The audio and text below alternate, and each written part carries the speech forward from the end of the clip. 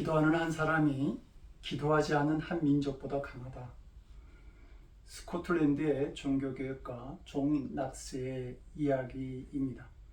그는 실제로 스코틀랜드의 피해 여왕 메리와 투쟁하며 개신교 신앙의 자유를 쟁취해낸 사람입니다. 그가 죽음도 불사하며 오롯이 개혁을 향한 믿음과 용기를 가질 수 있었던 그 비결은 다름 아닌 기도였습니다. 그는 교회를 핍박하는 메리 여왕과 싸우면서 오 하나님, 스코틀랜드를 저에게 주시옵소서라고 간절히 기도합니다. 그런 그를 여왕은 감옥에 가두게 되지만 그의 선포대로 여왕이 중병에 걸리게 되자 결국 그를 옥에서 풀어주면서 이렇게 말합니다. 영국의 100만 군사보다 존 녹스의 기도가 더 무섭다. 하나님은 오늘도 기도하는 한 사람을 찾으십니다. 바로 그를 통해 주의 뜻을 이루시고 주의 나라를 세워 가십니다. 기독교 역사는 기도하는 한 사람에 의해 시작되고 기도하는 성도들에 의해 부흥되었고 기도하는 공동체에 의해서 완성되어집니다. 이스라엘 성지를 순례하다 보면 꼭 찾아보게 되는 곳이 예수님이 승천하신 감람산입니다. 감람산에는 예수님이 승천하시면서 남겨놓으신 발자국이 있기 때문입니다. 제 발보다 조금 더 큰 그 발자국은 예수님께서 이 땅에서 남겨놓으신 마지막 흔적입니다. 오늘 본문은 감람산과 예루살렘 거리를 안식일에 가기 알맞은 길이라고 표현하고 있는데 두 곳의 거리는 2,000규빗, 약 1km 정도로 감람산 정상에서 예루살렘이 눈에 다 보일 정도로 가까운 곳에 있습니다. 감람산에서 예수님의 승천하심을 본 제자들은 다시 예루살렘에 있는 마가의 다락방으로 돌아옵니다. 오늘 본문에 기록된 예수님의 아우들은 원래 예수님이 그리스도라고 하는 사실을 믿지 않았습니다. 마태복음 13장 55절과 마가복음 6장 3절에 의하면 예수님의 아우들은 야고보, 요셉, 유다, 시몬 등 네 사람을 말하고 있는데 요한복음 7장을 보게 되면 그들은 갈릴리에서 전도 사역을 하고 있는 예수님을 보고 예루살렘으로 올라가라고 그렇게 요청합니다. 그 이유를 요한복음 7장 5절은 이는 그 형제들이라도 예수를 믿지 아니함이라 이렇게 말하고 있습니다. 자기 형이 그리스도가 된다고 하는 사실을 그들은 믿을 수가 없었고 그래서 예수님이 하시는 구원 사역이 마음에 들지 않았던 것입니다. 그래서 자기들이 살던 동네를 떠나기를 간청했습니다. 그러나 예수님의 형제들은 예수님의 부활 이후 예수님의 제자들이 됩니다. 그중 야고보는 이들 가운데 가장 두드러진 인물로서 고린도전서 15장 7절에 의하면 부활하신 그리스도께서 방문했던 사람들 중 하나였고 장차 베드로의 뒤를 이어서 예루살렘 교회의 지도자가 됩니다. 야고보의 저자로도 알려진 그는 얼마나 기도를 많이 했는지 그의 무릎은 낙타의 무릎과 같다고 전해지고 있습니다. 예수님이 그리스도임을 믿지 않았던 형제들이 예수님이 그리스도됨을 믿는 가장 큰 이유가 바로 부활 신앙에 있었습니다. 그들은 예수님의 부활을 보았기 때문에 믿음을 떠나지 아니하였던 것입니다. 오늘 말씀을 듣는 우리들의 마음에도 부활하신 주님이 함께 하시기를 원합니다. 그럴 때 우리는 사도행전에서 기록된 모든 사도와 성도들의 이야기들을 이해할 수 있게 됩니다. 목숨을 내놓고 사명을 감당하는 초대교회 성도들이 하는 모든 일들은 부활의 믿음이 없이는 흉년일 수 없는 일들이기 때문입니다. 감람산에서 승천하신 예수님의 모습을 본 제자들은 예루살렘에 있는 마가의 다락방으로 돌아와 120명의 성도들과 함께 있게 됩니다. 그때 그들이 제일 먼저 하기 시작한 것이 바로 기도하는 일이었습니다. 제자들이 이렇게 기도하는 이유는 그들의 마음속에 두 가지 기다림이 있었기 때문입니다. 첫째는 예수님의 재림을 기다리는 일이었습니다. 예수님이 승천하실 때 흰옷 입은 두 천사가 그들에게 말합니다. 갈릴리 사람들아, 어찌하여 서서 하늘을 쳐다보느냐? 너희 가운데서 하늘로 올리우신 이 예수는 하늘로 가심을 본 그대로 오시리라. 이 예수님의 부활을 본 제자들은 다시 오실 예수님을 기다리면서 모여서 기도했던 것입니다. 사랑하는 성도 여러분, 예수님은 반드시 우리에게 다시 오십니다.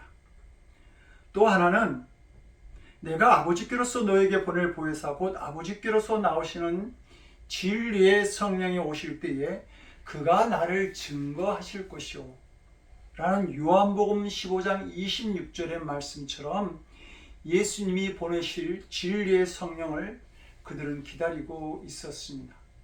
본문 14절은 이렇게 기도하는 제자들의 모습에 대해서 여자들과 예수의 모친 마리아와 예수의 아우들로 더불어 마음을 같이하여 오로지 기도에 힘쓰니라 라고 말씀합니다.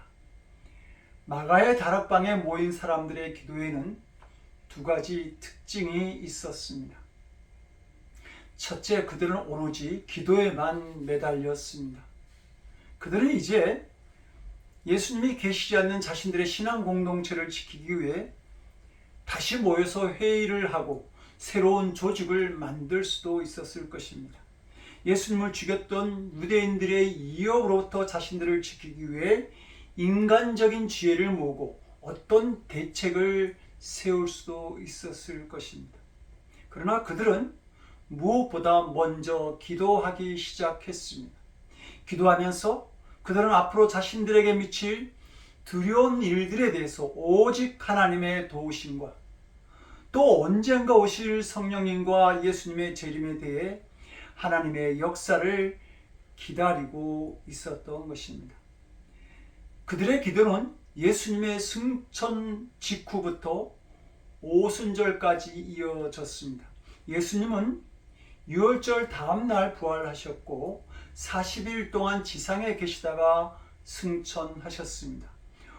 오순절은 유월절로부터 50일째 되는 날이니까 이렇게 보면 40일 동안 이 땅에 계시던 예수님이 승천하신 날로부터 오순절까지는 약 10일 정도의 기간입니다. 그들은 10일 동안 전심으로 기도한 것입니다. 그리고 오로지 기도에만 힘쓴 응답으로 사도행전 2장은 오순절날 성령이 그들에게 임하였다고 증거하고 있습니다. 두 번째 특징은 모두 한마음이 되어 기도에 집중하였다는 사실입니다. 예수님의 제자들이나 가족 또는 다른 형편의 사람들일지라도 마음을 같이하여 함께 기도하였습니다. 앞서 우리가 생각해 본 것처럼 예수님의 아우들은 예수님의 그리스도됨을 인정하지 않았습니다. 그래서 그분의 사역을 방해하기도 하였던 것이죠. 그러니 제자들은 자신들의 신앙을 인정하지 않고 자신들의 사역을 방해하였던 예수님의 형제들에 대해서 과거에 했던 일들, 그들이 했던 일들을 들먹이면서 함께 신앙생활하기를 거부할 수도 있었을 것입니다. 또 예수님의 형제들 입장에서 보면 예수님의 부활을 통해서 믿음을 가지기는 했지만 유대인들이 믿는 사람들을 박해하는 것을 보면서 제자들과 함께 신앙생활하기를 거부할 수도 있었을 것입니다. 그러나 그들은 함께 자리에 앉았을 뿐만 아니라 마음까지 하나가 되어서 오로지 기도에 힘쓰는 자들이 되었습니다. 기도의 자리라고 하는 것은 한 마음이 되는 자리입니다.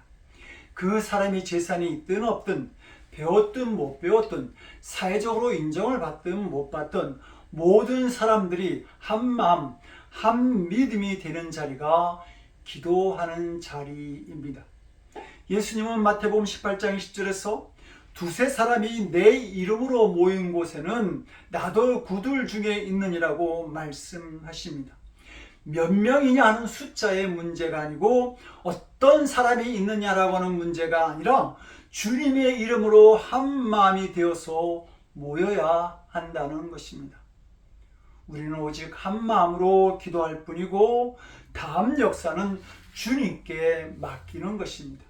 우리가 미리 되니 안 되니 하고 의심하거나 미리 결정을 할 필요가 없다는 말입니다. 오직 한 마음으로 드리는 기도만 필요할 뿐입니다. 마가의 다락방에 모인 그들은 기도하면서 한 가지 일을 결정하게 되는데 그것은 12명의 제자 중에 비어있는 가룟 유다의 자리를 다시 선출하는 일이었습니다.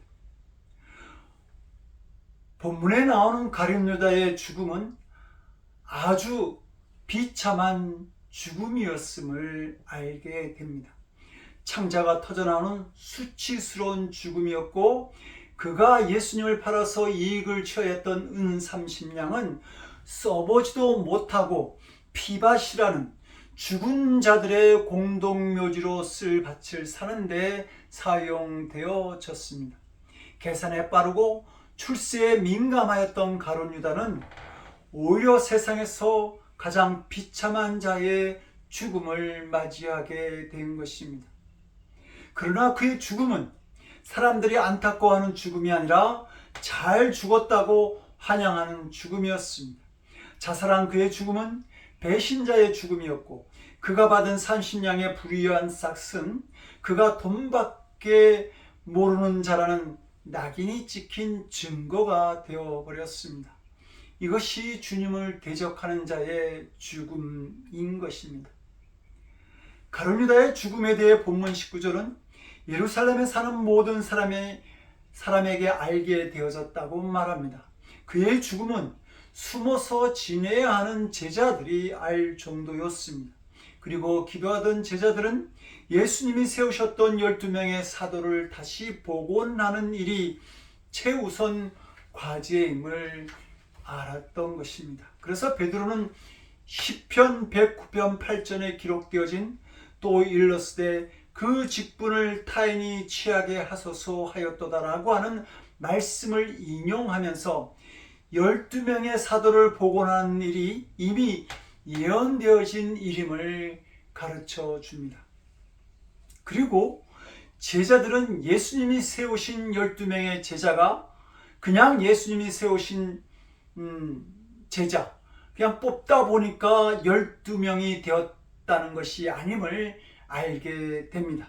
성경에서 10이라고 하는 숫자는 구원받은 자들의 완전한 수를 의미하기 때문입니다. 요한계시록 4장 4절을 보면 천상에 있는 교회는 24개의 보좌가 있다고 가르쳐 줍니다.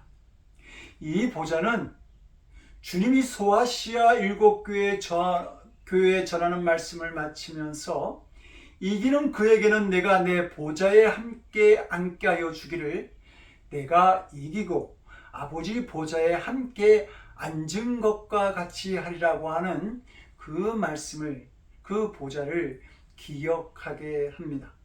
그리고 그 보좌에 24명의 장로가 앉게 되는데 그들은 구약의 12지파, 신약의 12제자를 합한 수를 상징하고 있습니다. 제자 12명은 모든 교회, 구원받을 모든 성도들의 수를 상징하는 것입니다. 그러므로 제자들은 12명의 제자를 다시 세우시고 복음 사역을 시작하신 예수님의 계획과 뜻에 따라 한 명의 제자를 다시 선출하기로 합니다. 그곳에 모인 성도들 역시 시편에 예언되어진 말씀과 예수님의 계획을 알고 순종하는 마음으로 12번째 사도를 뽑는 일을 함께 행하게 된 것입니다. 그들이 한 명의 사도를 뽑기 위해 선택한 방법이 바로 제비뽑기였습니다. 이 제비뽑기에 대해서 잠언 16장 33절은 이렇게 말합니다. 사람이 제비를 뽑으나 이를 작정하기는 여호와께 있느니라. 제비뽑기의 결과는 하나님이 결정하신다는 믿음이 그들에게 있었습니다. 그리고 그 결과에 대해 하나님의 뜻에 그대로 순종하겠다는 결단을 그들은 한 것이죠. 그들이 드린 기도는 순종을 위한 기도였던 것입니다. 성도 여러분, 우리가 알아야 할 바가 바로 이것입니다. 내가 스스로 다 알아서 결정하는 것이 아니라 주님의 뜻이 어디 있는지 먼저 분별하는 자세가 필요하고, 그 주님의 뜻이 결정되어지면 무슨 일이든 순종하기를 원하는 믿음이 있어야 한다는 것입니다. 이것을 위해서 우리에게 기도가 필요합니다. 듣는 기도, 순종하는 기도가 있어야 합니다.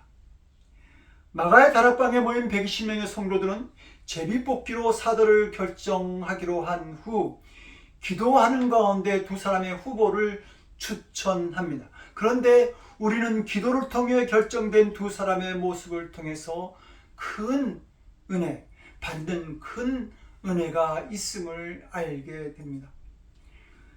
첫째는 변함없는 믿음입니다.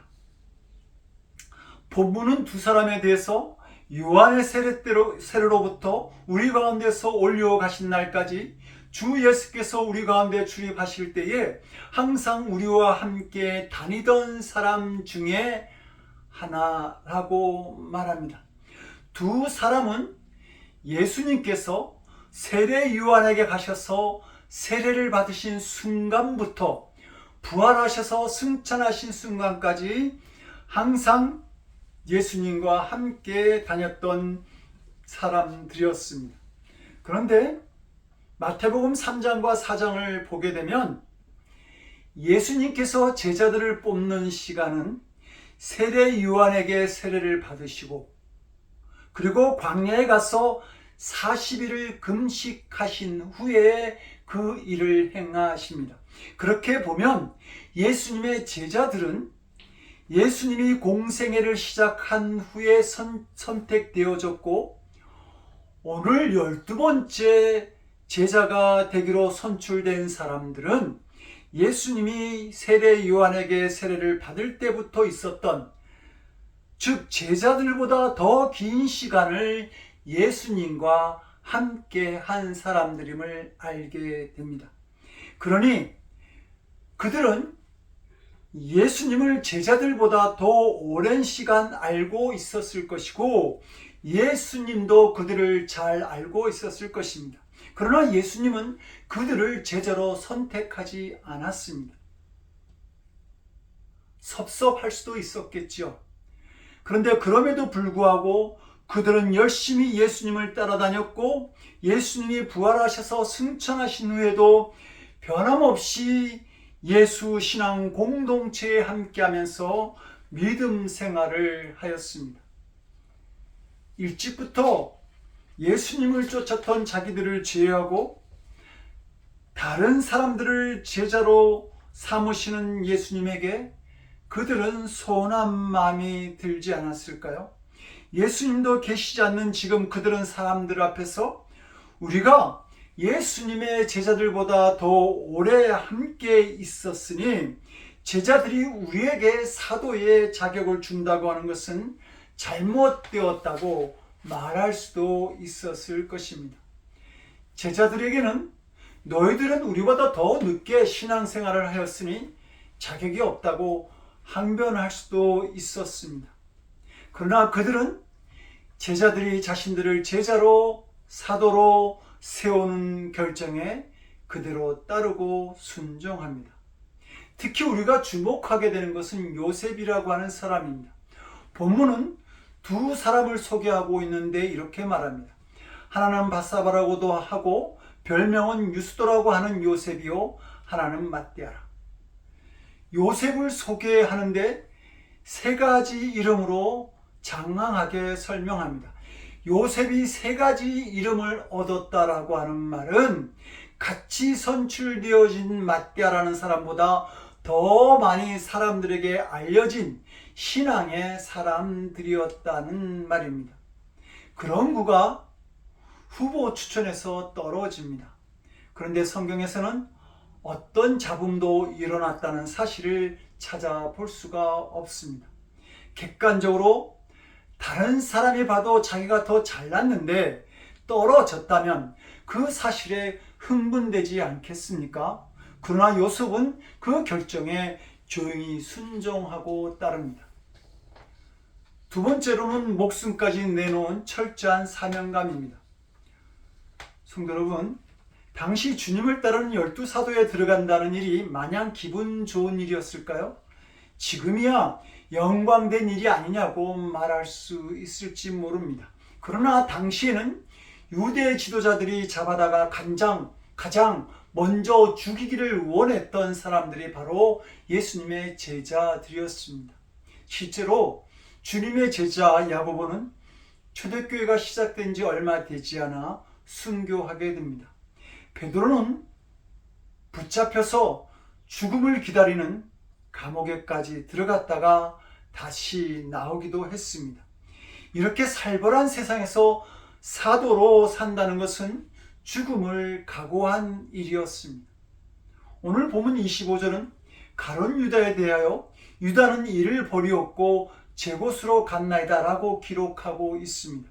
가룟 유다는 똑똑하고 계산이 밝은 사람이었습니다. 그러나 그는 철저히 이기적이고 자기중심적인 사람이기도 했습니다. 그런 그에게 제자로 택함을 받는다라고 하는 것은 두려운 일이요 후회가 되는 일이었습니다. 결국 유다는 제자의 길을 버리고 제 곳으로 찾아갑니다. 예수님의 제자로 살기가 오죽 힘들어 보였으면 가룟 유다가 예수님을 은 30냥에 팔고 배신하게 되었을까요? 이것이 그 당시 제자들이 처한 환경이었습니다. 그럼에도 불구하고 요셉과 마띠아는 그런 길을 가겠노라고 결정했던 것입니다. 본문의 사도로 뽑힌 마띠아에 대해 두 가지 이야기가 전해지는데, 하나는 유대 여러 지역에서 순회 선교자로 활동하다가 유대인들의 돌에 맞아 죽었다고 전해지기도 하고, 또 다른 하나는 에디오피아로 가서 복음을 전하다가 순교하였다고 전해지기도 합니다. 그런데 그들은 사도라는 후보에 들어가기를 마다하지 않았던 것입니다. 어느 목사님이 자기 교회에서 임원을 선출하는데 권사님 한 분이 자기가 이번에는 꼭 장로가 되어야 한다고 자꾸 우기더랍니다. 그래서 왜 그래야 하느냐고 물었더니 자기 딸이 이번에 결혼하게 되는데 권사의 이름으로 청첩장을 돌리는 것보다 장로라는 이름으로 나가는 것이 더 좋게 보이기 때문이라고 답을 했다는 것입니다. 성도 여러분, 어떤지요? 만약 그 장로라는 직분이 유대 지도자들이 감옥에 넣고 죽이려고 혈안이 되어서 찾아다니는 초대교회 사도나 성도들과 같은 위험이 있다고 한다면 그처럼 간절하게 직분을 가지려고 할까요? 조금만 이상하게 보이면 체포하고 감옥에 보내고 죽이려고 작정하고 있는 그런 자리라고 한다면 과연 그분이 그 직분을 얻기 위해서 노력할까요? 오늘날 교회의 직분이 세상적 명예와 똑같은 대접을 받는다고 하는 것은 그만큼 교회가 가야 할 방향을 잘못 잡고 있다는 말입니다. 예수님의 제자를 뽑는 일, 그가 사도의 사명을 감당하는 일에 대해 120명의 성도들은 기도한 후 제비 뽑기로 결정합니다. 예수님의 제자로 선택되어지기를 바라는 후보들 역시 함께 그 자리에서 기도합니다. 기도로 사명을 발견하고 기도로 감당하고자 했던 것입니다. 사명 감당하기를 원한다고 한다면, 우리도 사명 감당하기를 원한다고 한다면 먼저 기도하는 성도가 되어야 합니다. 예수님은 교회는 만인이 기도하는 집이라고 말씀하십니다. 교회가 교회다워지려면 무엇보다도 기도가 계속 이어져야 합니다. 교회가 능력 있는 교회가 되기를 원한다면 기도가 있어야 합니다. 초대 예루살렘 교회는 기도를 통해 시작되었습니다. 기도하는 가운데 주님의 뜻을 발견하고 순종하기로 결단합니다. 기도함으로 직분과 사명을 감당하고자 했던 초대교회의 모습은 핍박을 이기고 세계로 복음이 뿌리내리도록 하는 능력이 되었습니다. 우리 모두도 기도하는 가운데 주신 사명 감당함으로 주님의 몸된 교회를 세워나가는 역사를 만드는 우리 모두가 될 수 있기를 주님의 이름으로 기도합니다. 기도하시겠습니다. 만민이 기도하는 곳을 강도의 소굴로 만들었다고 탄식하신 주님, 저희가 기도하기 원합니다. 기도의 역사하시는 주님 만나기 원합니다. 기도 가운데 임하시는 주님의 은혜로 살아가는 저희들로 세워주시옵소서. 이제는 우리가 드리는 기도의 중보자가 되시는 예수 그리스도의 은혜와 독생자의 십자가 희생으로 성전의 휘장을 찢으시고 기도의 문을 열어주신 아버지 하나님의 극진하신 사랑하심과 우리의 마음을 성전 삼으시고 기도로 나아갈 힘을 허락하시는 성령님의 감화감동, 우리 안에 교통하시고 역사하시는 놀라우신 은총이 기도함으로 주님의 역사를 내 삶과 늘 푸른 교회에 만들어 나가기를 원하는 거룩한 성도들 머리 위에 땅끝까지 기도의 자리를 만들어 나가기를 원하여 선교 사역을 쉬지 않는 선교사님들을 위해 지금으로부터 영원토록 함께 없으시기를 간절히 축원드리옵나이다. 아멘.